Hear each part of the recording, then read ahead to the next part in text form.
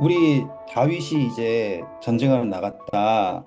그래서 다윗이 골리앗을 바라보고 있다. 이것까지 했잖아요.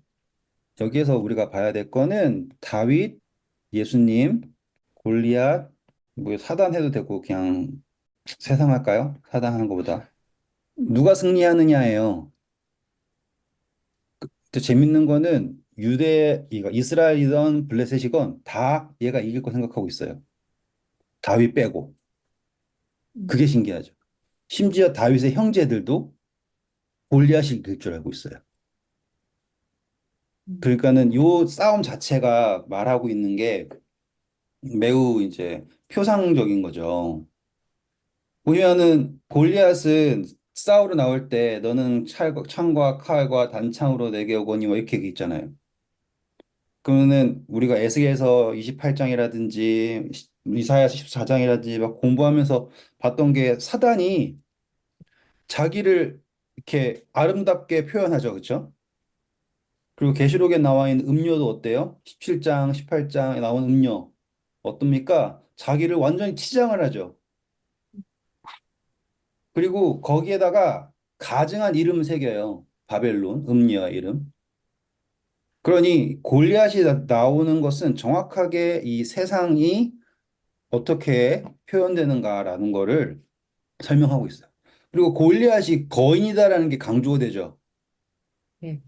그러면 이게 거인이라고 하는 게 무슨 의미가 있냐 생각이 할 수 있겠죠. 우리 개미 중에 병정개미 본 적 있어요? 텔레비에서. 되게 큰 거. 개미 중에 큰 놈.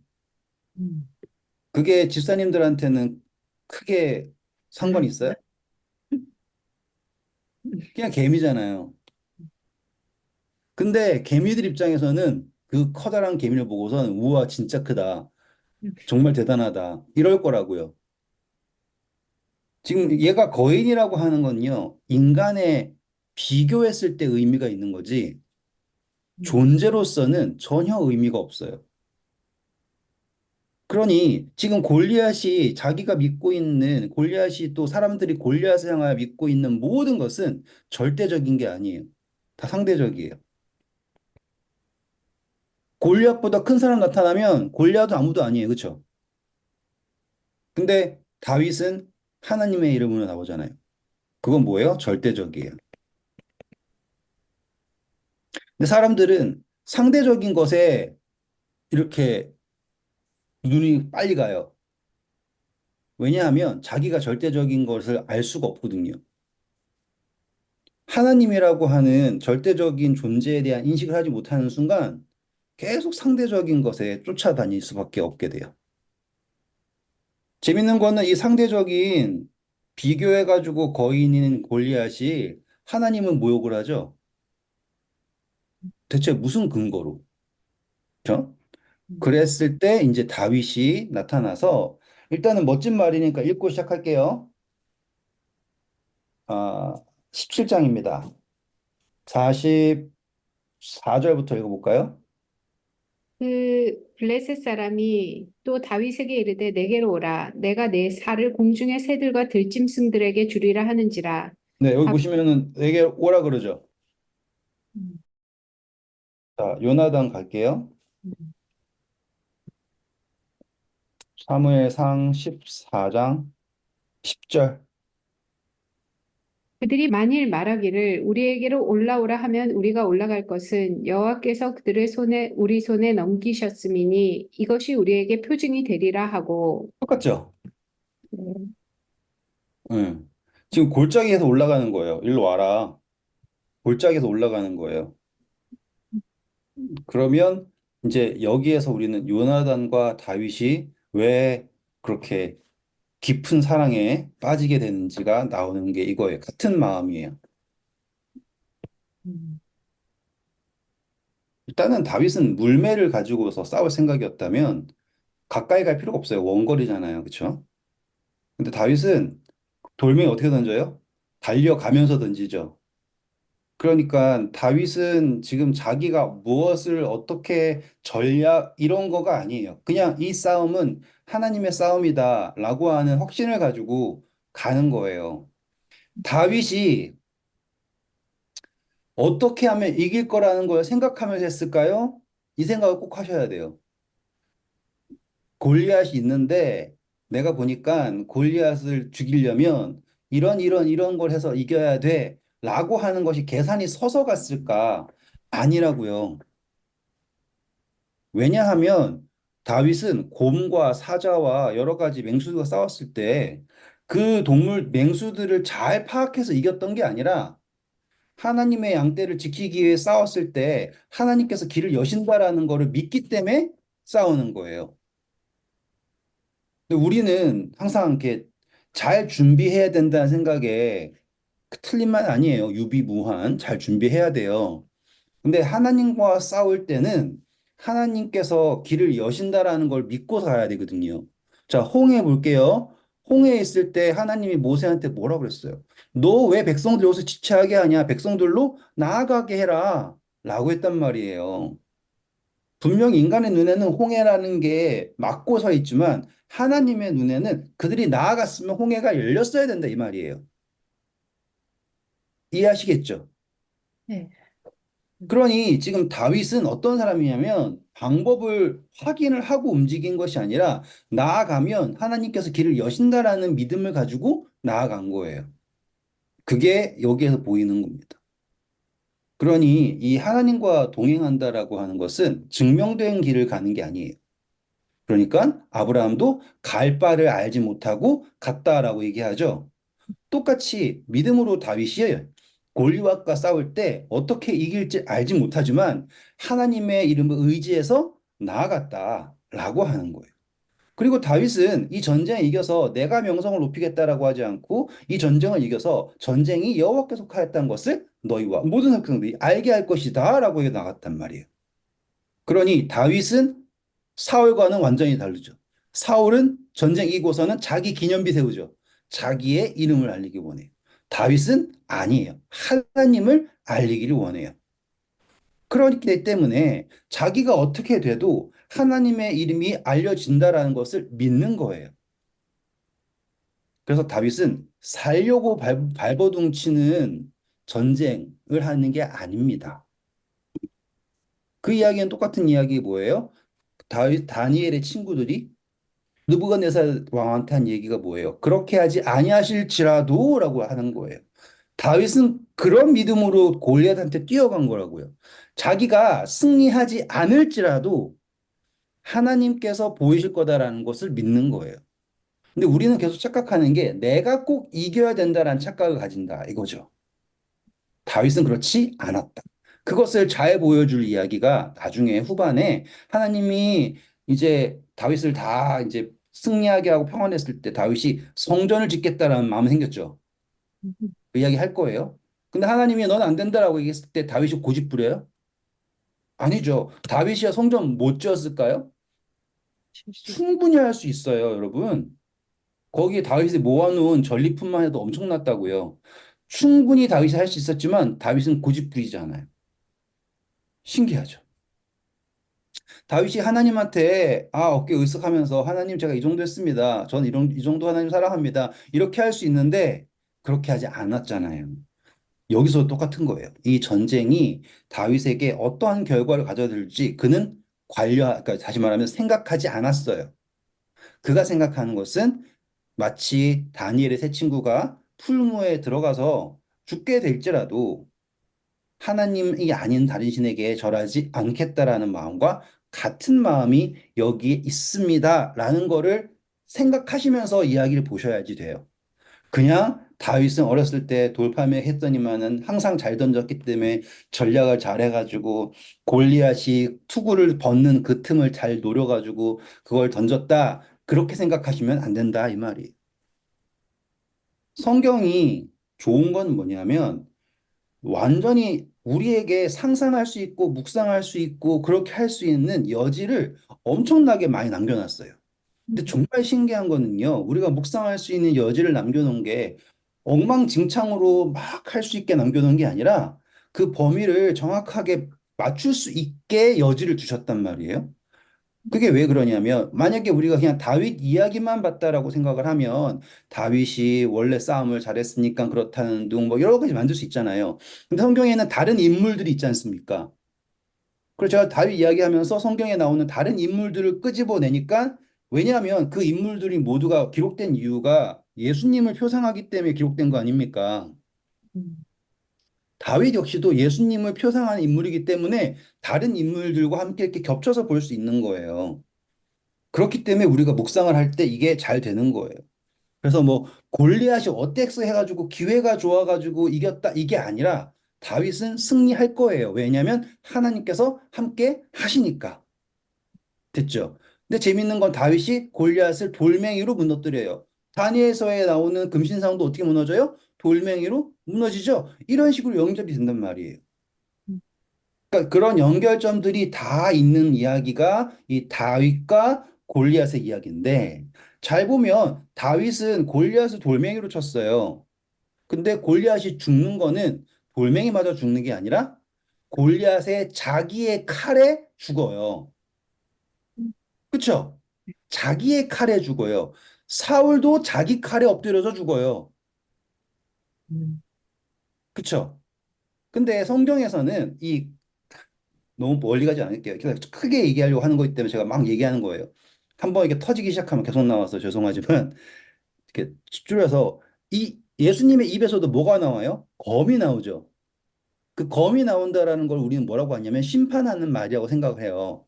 음, 그렇죠? 근데 성경은 우리에게 뭐라고 합니까? 너희 입의 말로 네가 한 그 말로 너가 심판을 받을 것이다 라고 얘기하죠. 그러면 입에서 나온 말이 검인 거예요. 골리앗은 자기 검에 죽어요. 그렇죠? 그래서 성경에는요, 기록된 대로 심판받는다 얘기해요. 기록된 대로 심판받는다라는 표현이 예수님이 우리 스토커처럼 쫓아다니면서 내가 뭘 했나 막 적어가지고는 거기 한 걸 그대로 내가 널 벌 줄게 이 개념이 아니라 그 기록된 것을요, 누가 기록하고 있냐면 내가 기록하고 있는 거예요. 음, 아시겠죠? 내가 말한 것이 기록이 되는 거예요. 그러면 우리는 내가 말한 것을 기록하기를 원하는지 아니면 예수님 말씀이 기록되길 원하는지 그 선택을 해야 된단 말이에요.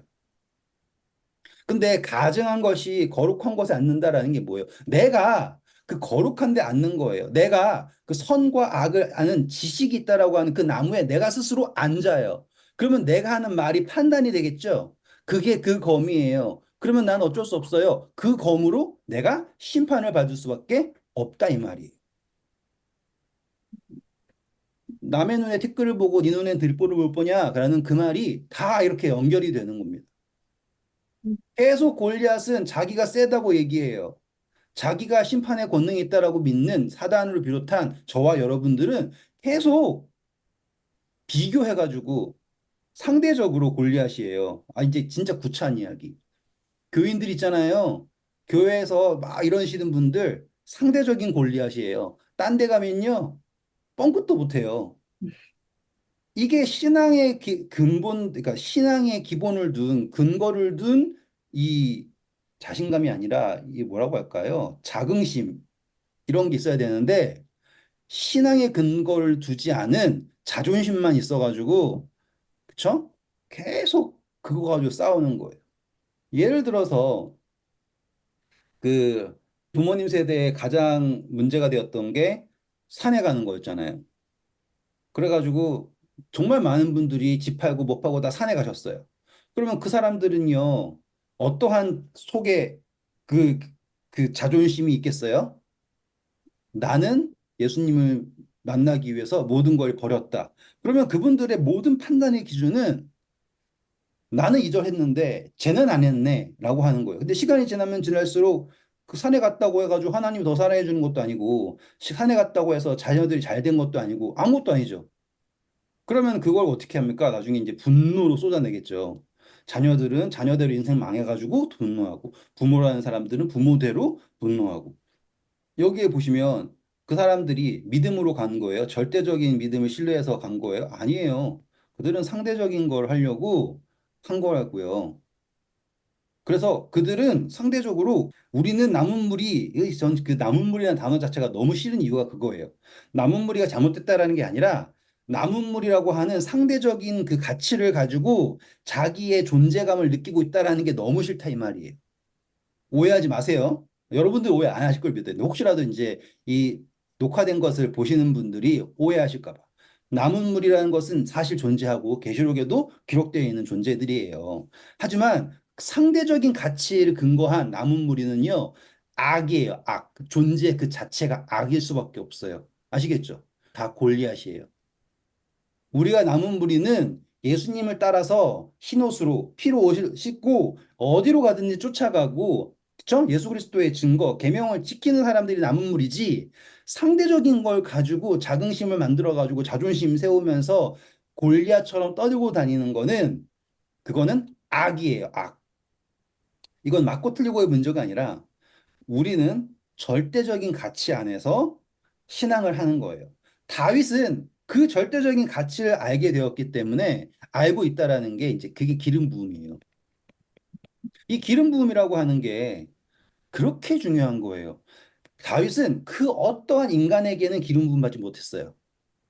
근데 하나님으로부터 기름 부음 받았고 그는 그 기름 부음을 절대적으로 의지했다. 그리고 이 기름 부음을 의지했을 때 그는 서두르지 않았다. 다윗이 서두른 거 봐요, 성경에? 한 번도 안 나오죠. 너무 신기하지 않아요? 네, 그게 너무 좋은 거예요. 골리앗은요, 사람들에게 기름 부음 받았어요. 이게 좋은 기름이든 나쁜 기름이든 간에 일단 인정받았어요. 누군가에게 용사했고 누군가에는 악마일 수 있겠지만은 일단 인정받았단 말이에요. 그렇죠? 그는요, 계속 스스로를 증명해야 돼요. 오, 중요한 거 나왔죠. 골리앗은 스스로를 증명해야 돼요. 그래서 한 게 뭐예요? 매일마다 40일 동안 앞에 나와가지고 나와라, 싸워라, 날 이기면 뭐하다. 지가 뭔데 지를 이기면 블레셋을 이긴 거로 얘기를 해요. 그쵸? 뭐가 잘못돼도 한참 잘못되지 않았어요? 나를 이기면 우리가 더 종되고 내가 이기면 너네가 내 종돼야 된다. 이게 무슨 소리야? 근데 저요 정말로 골리앗처럼 신앙했었어요. 그래가지고 막 교회 덜 쫓아다니면서 이 교리 문제 가지고서는 목사들이랑 싸워가지고 이기고 막 내가 이기면 되는 이런 식으로 살단 말이에요. 그거는 골리앗이에요. 골리앗이는 상대적인 괴물. 그리고 계속 자기를 증명하려고 그러고. 근데 다윗은 단 한 번도 자기를 증명하려고 하지 않아요. 예수님 어때요? 나는 스스로를 증명하려고 노력했습니까? 아니죠. 계속 그 유대인들이 와가지고는 너가 정말 하나님의 아들이냐 표적을 보여라 증명해라 증명해라 증명할 이유가 없어요. 왜요? 하나님이 증언하고 계시니까. 그게 기름 부음이에요. 지금 이야기가 확 커지고 막 이렇게 쫙 얘기가 되니까 재미가 있죠, 그렇죠? 네. 다윗의 마음 자세가 왜 다른가라는 걸 이해하려면 지금 우리가 지금 한 30분 정도 이야기했던 그 내용이 다윗의 마음가짐을 설명하는 이야기고 동시에 예수님께서 어떠한 마음으로 네, 이 사역하셨는지를 알게 되는 거예요. 그렇기 때문에 예수님은 충분히 자, 앉아봐. 내가 왜 메시아인지를 너희들한테 증명해 볼게. 이러지 않으셨다고요. 이해하셨죠? 자, 이제 이 기름 부음 받은 자가 어떻게 하냐면 상대적으로 한 사람을 이겨버립니다. 돌 한 방에 쳤어요. 그리고 골리앗은 자기 칼에 목 베어서 죽습니다. 이해됐죠? 그리고 그 골리앗의 칼은 누구의 칼이 될까요? 이제 다윗, 다윗의 다윗, 칼이 돼요. 그렇죠? 골리앗의 칼이 다윗의 칼이 돼요. 계시록에서 예수님이 무슨 권세를 갖는다 그래 나중에? 음부의 권세, 사망의 권세를 내가 가졌다라고 얘기를 하죠. 그것이 증명되었다라고 얘기해요. 이 연결되게 신기하지 않습니까? 그런 이야기들이 여기서 다 상징적으로 다 이 저변에 깔려 있는 거예요. 자, 이제 다윗이 승리했습니다. 승리하니까는 이제 다윗을 따르지 않았던 애들이 있는데 이제 다윗을 따르는 사람들이 돼가지고는 막 전쟁해가지고 블레셋을 멸망시켰어요. 정말로 대승했죠, 그렇죠? 그게 17장의 이야기예요. 그랬는데 자, 여기서 볼게요. 7장 50절, 51절 볼까요? 다윗이 이같이 물매와 돌로 블레셋 사람을 이기고 그를 쳐 죽였으나 자기 손에는 칼이 없었더라. 다윗이 달려가서 블레셋 사람을 밟고 그의 칼을 그 칼집에서 빼내어 그 칼로 그를 죽이고 그의 머리를 베니 블레셋 사람들이 자기 용사의 죽음을 보고 도망하는지라. 네, 그래가지고 촥 했단 말이에요. 근데 보시면 또다시 이제 다윗이 이기니까는 사울이 묻습니다. 쟤 누구니? 라고 물어요. 그러면 지금 여러분, 사울이 몇 번 물었을까요? 그걸 지금까지 두 번 물은 것 같아요? 자, 맨 처음 번 좀, 물은 건 두 번이지만 네. 소개된 건 세 번째예요. 처음에는 하프 탈 때, 네. 그리고 두 번째는 블레셋 골리앗과 싸우겠습니다 할 때, 그리고 마지막으로는 이겼을 때 한 번. 근데 왜 그걸 그쵸? 못 알아봐요? 뭐라고요? 하프를 맨날 앞에서 탔는데 왜 못 알아보아요? 제가 하고 싶은 말이 그거예요, 지금. 아, 너무 이상해서. 제가 하고 싶은 말이 그거예요, 지금. 음. 이 이야기가 뭐냐면, 사울이 그동안 근거를 찾으면서 할까요? 네. 자, 14장 52절 보면, 사울은 계속 뭐 했어요? 사울이 사는 날 동안에 블레셋 사람과 큰 싸움이 있었으므로 사울이 힘센 사람이나 용감한 사람을 보면 그들을 불러 모았더라. 그쵸. 힘센 사람은 계속 주변에 모았어요. 음. 근데 하나님과 함께한 사람은 모아요, 안 모아요? 음, 안 모으죠. 다윗이 처음 소개될 때 하나님이 함께 하시는 사람이다. 여호와 영이 함께 있는 사람이다 소개됐죠. 네. 거기서 맨날 놀려 부르주고 악령 나올 때마다 쫓아내주고 그거 다 다윗이 했어요. 사울은 거기에 가치를 둬요, 안 둬요? 음. 전혀 안 둔다고요. 자, 이 세상은요, 예수님께서 돌보시기 때문에, 그쵸? 이 세상이 지금 그 악한 영에 정복되지 않고 지금이라도 굴러가고 있는 거예요. 근데 세상 사람들은 거기에 가치를 둬요? 안 둔다고요. 이런 이야기가 되는 거예요. 음. 그리고 정말 드라마 같은, 영화와 같은 구원이 사울에게 주어졌어요.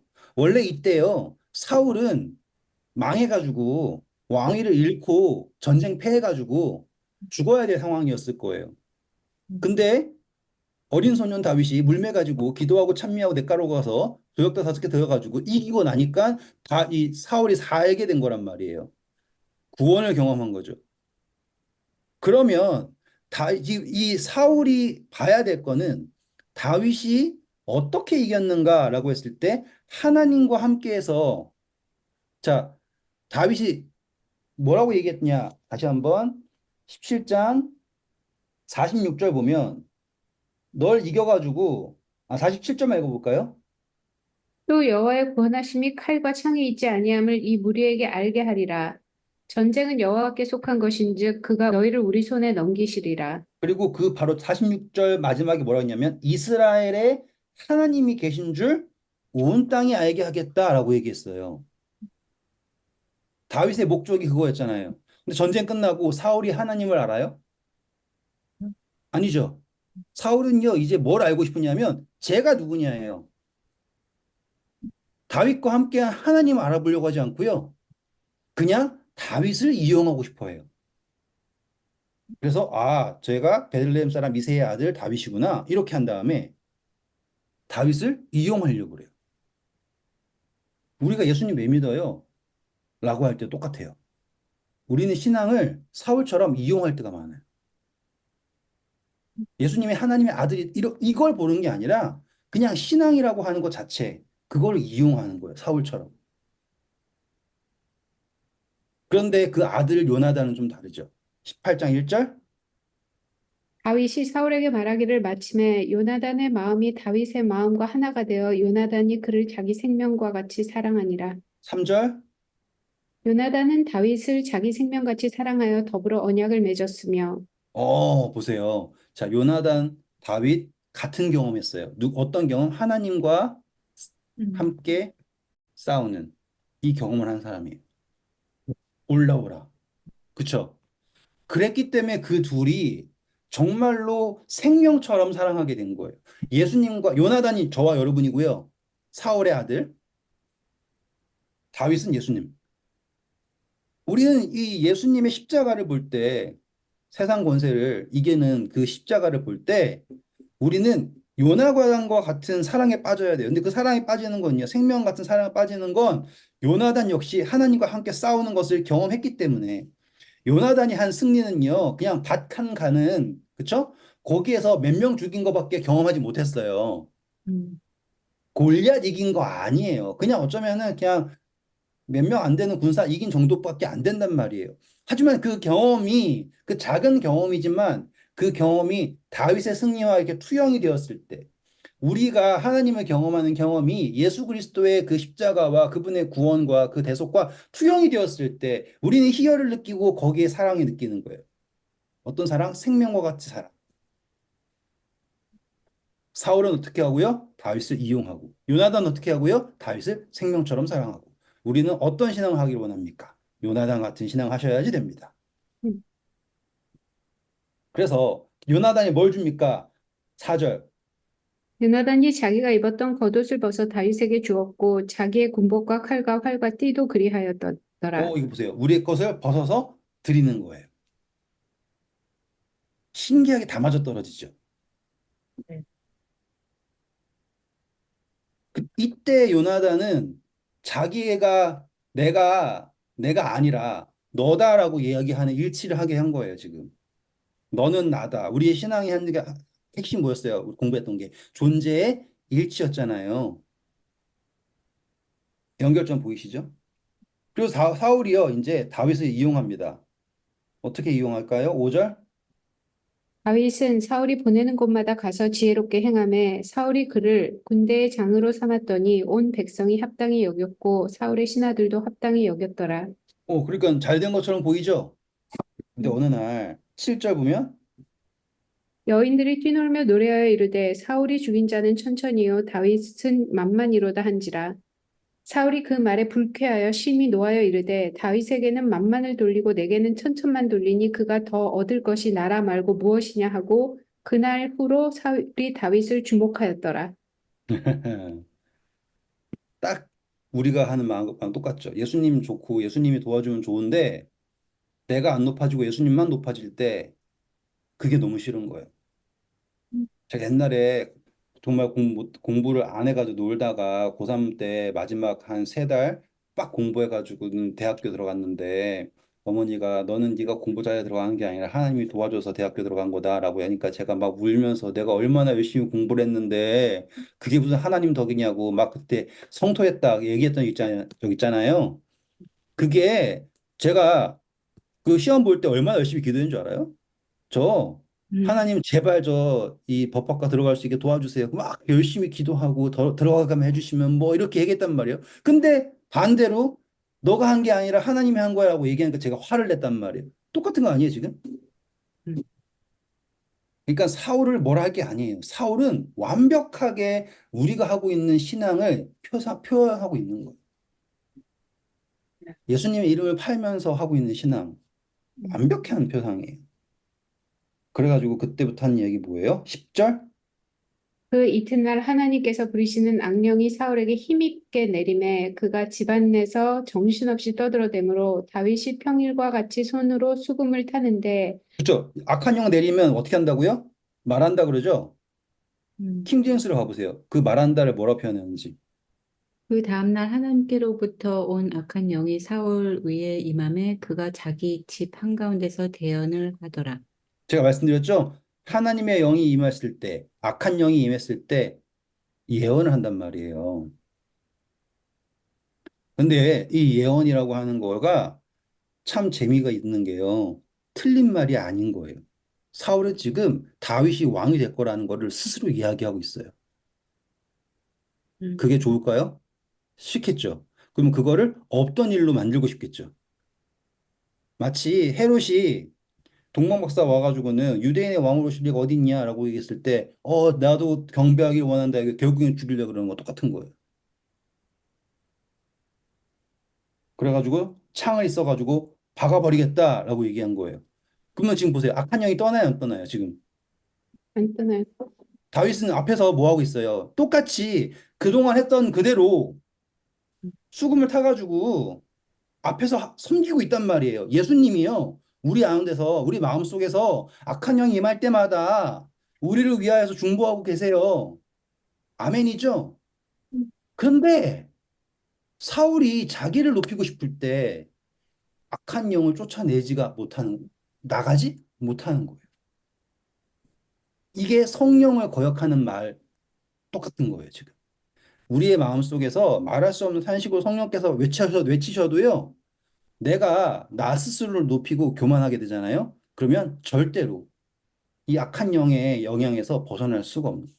그러니 창으로 박아 주겠다. 그래가지고 던졌더니만 다윗이 어떻게 합니까? 그거를 바로 얼굴 앞에서 싹싹 피했대요.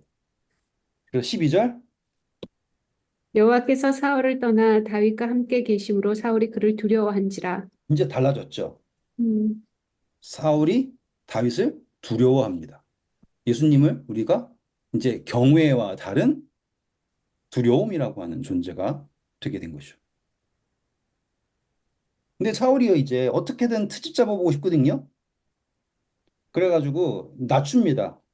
군대 대장에서 이제 천부장으로 내렸어요. 치사하죠. 치졸하게 굴어요.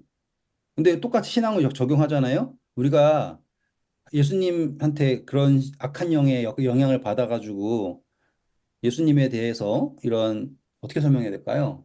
한때는 예수님 힘 믿고 막 좋다 좋다 하다가 교만에 빠져가지고 예수님에 대해서 이렇게 약간 거부하는 마음이 생기면 점점 예수님을 곁에 두긴 둬요. 근데 어떻게 두냐면 이렇게 밑에다 둬요. 옛날처럼 앞에다 안 두고요. 이렇게 옆에다 둔단 말이야. 사울도 똑같아요. 왜냐면 지금 사울이 다윗을 부정하면 자기 왕위도 온전하지 못해요. 음, 백성들이 다윗은 만만이다. 사울은 천천히다. 이렇게 얘기하는 거 보면 부정할 수가 없단 말이에요. 제가 모태신앙이거든요. 저는요, 예수님 부정할 수가 없어요. 부정하잖아요? 그럼 저도 없는 거예요. 모태신앙인이라서. 그동안 해왔던 게 뭐예요? 다 사라지는 거예요. 근데 제가 신앙이 늘 좋을까요? 아니겠죠. 올라가는 것도 다 있을 거 아니에요. 그러면 저는 어떻게 하냐는 줄 알아요? 사울처럼 하는 거예요. 예수님을 이렇게 낮춰서 두는 거예요. 그러니까 제가 지금 계속 사울의 이야기를 우리의 영적인 것과 연결시키는 걸 계속 보여주고 있어요. 음, 그러면 이제 사울도 이해가 되기 시작하고요. 음, 그렇죠? 더 음. 신기한 거는 다윗이 불평해요. 예수님이 우리가 그렇게 한다고 우리를 떠나실까요? 창으로 뭐 벽에 박아버리려고 했는데 다윗이 저는 여기서 다윗이 왜 사울을 비난하지 않고 있었을까라고 했을 때 다윗은 사울을 위해서 노래하는 사람이죠. 그 어떠한 존재도 사울이 악한 영에 영향을 받았을 때 이게 어떠한 의미인지 온전히 이해할 수 있는 사람은 없었을 거예요. 다윗 빼고. 다윗만이 어쩌면 사울을 정말로 잘 이해하고, 그쵸? 그와 공감하고, 그를 위해서. 그러니까 다윗이 사울을 미워했다는 표현 한 번도 안 나오죠. 나중에 죽일 수 있는 기회가 그렇게 주어졌는데 한 번도 안 죽이죠. 다윗은 끝까지 사울을 존중해요. 여호와께 기름 부음 받은 자로. 그게 예수님께서 여러분들을 사랑하는 마음과 똑같은 마음이라고 생각하면 신기하죠. 높였을 때는 높였을 대로, 낮췄을 때 낮췄을 대로 관계없이 사울의 곁에서 있었던 다윗처럼 예수님도 여러분과 함께 계십니다. 그리고 다윗은 여전히 지혜롭게 합니다. 그것을 14절, 15절, 14절부터 16절. 다윗이 그 모든 일을 지혜롭게 행하니라. 여호와께서 그와 함께 계시니라. 사울은 다윗이 크게 지혜롭게 행함을 보고 그를 두려워하였으나 온 이스라엘과 유다는 다윗을 사랑하였으니 그가 자기들 앞에 출입하기 때문이었더라. 와, 사랑받았다. 예수님도 모든 사람에게 사랑을 받았다는 표현 나오죠. 네. 네, 이런 식으로 적용이 되는 거예요. 자, 이제 그 다음 이야기는 그냥 툭 건너뛸게요. 왜 송유사, 건너뛰냐면, 송유사님, 네, 여기 그 16절, 저기 다윗이 그 유다 사람들 앞에 출입했다라는 게 어떤 의미인지 잘 이해가 안 가더라고요. 출입했다라는 것은 일한다는 뜻이에요, 일한다. 그 사람들을 위해서. 거기에서 세력을 음, 얻는 거죠. 아, 생각해 그거였구나. 보세요. 강조점이 유다에서 일했다는 강조점이 일단 다윗이 유다 사람이잖아요. 네네. 여기서 베냐민 사람들이 사울을 위해서 열심히 일했다는 표현 나와요? 한번 보셨어요? 없었죠. 신기하죠. 베냐민 사람들이 모여가지고 사울을 위해서 일했다 이런 얘기 안 나와요. 근데 지금 유다 사람들은 다윗과 연합해서 일하고 있다라는 표현이 등장합니다. 나중에 이제 사울이 죽고 나서 그 시체를 가져온 사람도 사울이 한번 구원해 줬던 사람들이 와가지고 사울의 시체를 가져가지. 그러니까 이야기를 좀 아껴둘게요, 일단. 아시겠죠? 자, 그래서 이제 제가 그 다음 이야기는 정말 이렇게 뭉뚱 잡아서 할 거예요. 뭘 하냐면 사울이 이제 더 이상 부정할 수가 없는 거예요. 사울이 어떻게든 다윗을 낮추고 좀 어떻게 트집 잡아가지고 점점 이렇게 해보려고 그랬는데 다윗은 계속 지혜롭게 해요. 요셉도 낮춰주려고 해도 낮춰질 수가 없죠. 음. 그냥 다시 또 올라간단 말이에요. 하나님이 세우려고 하니까. 다니엘도 그렇죠. 위기가 기회가 되는 사람이잖아요. 그래서 사울이 다윗을 부정하려고 해도 부정할 수가 없어서 할 수 있었던, 그러니까 한 선택이 뭐냐면 자기의 딸을 주려고 하는 거예요.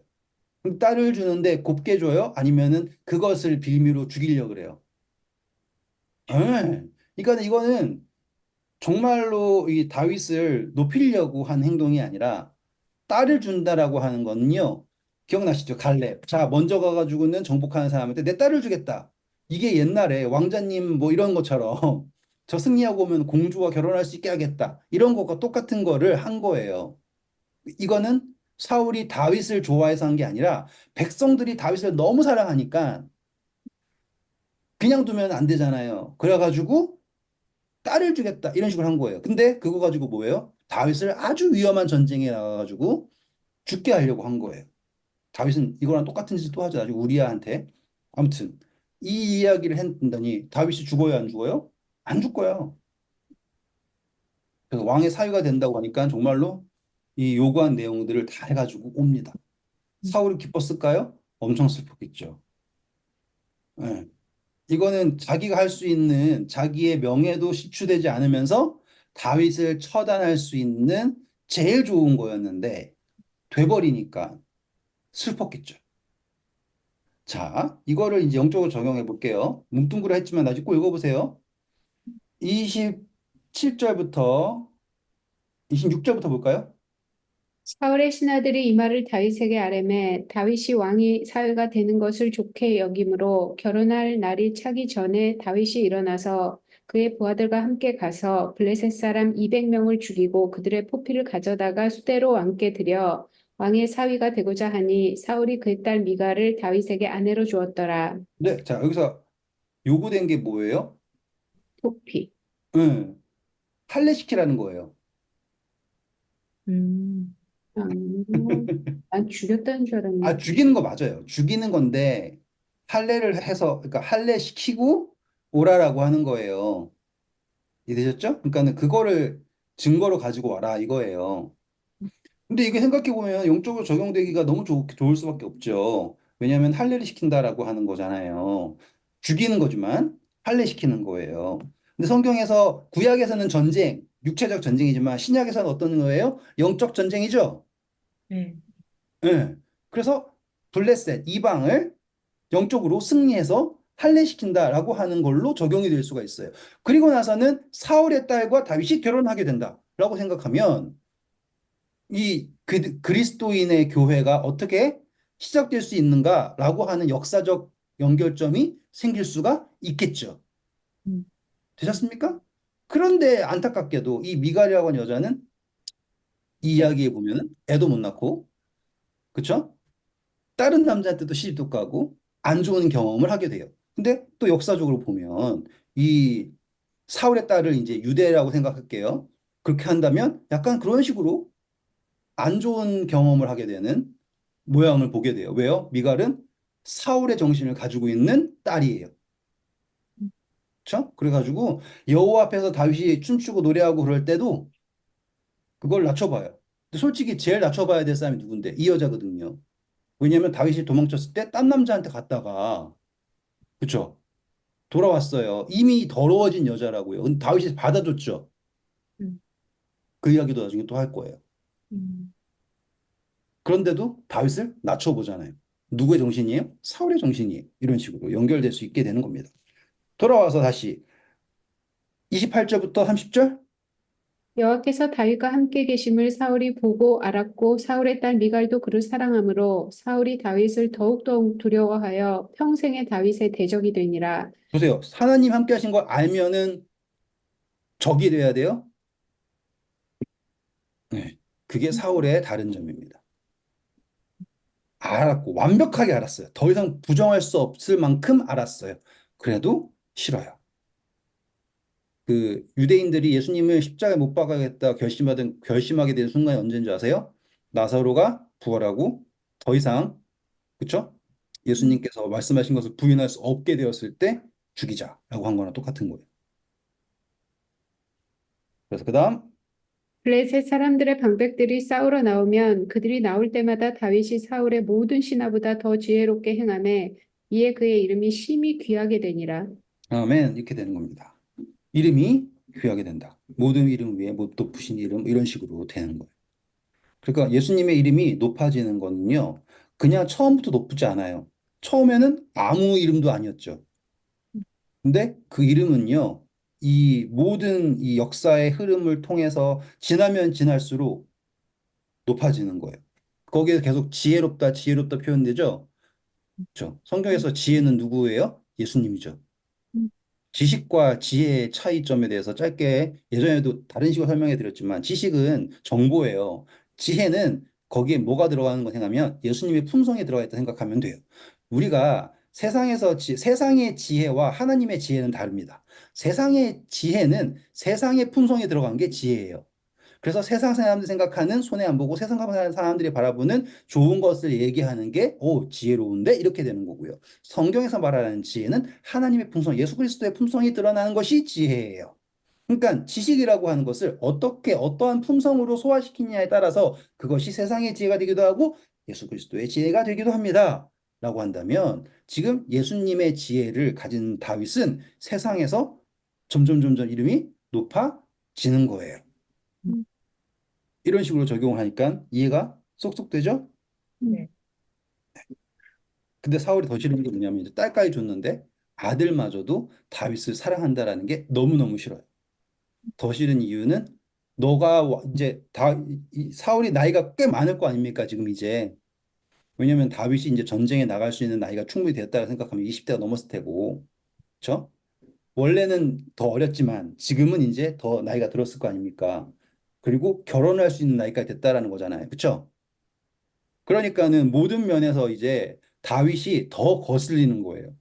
그전에는 아직 어려서 안 된다, 뭐 안 된다, 이렇게 할 수 있는데 지금 다윗은 이제 그 30세의 나이로 달려가고 있는 아주 그냥 혈기왕성한 나이란 말이에요. 그러니까 싫겠죠. 그래가지고는 이제 죽이려고 합니다. 거기에 대해서 이 요나단이 어떻게든 다윗을 지키고 싶은 거예요. 근데 다윗이 이제 그, 아, 다음 시간에 하도록 하겠습니다.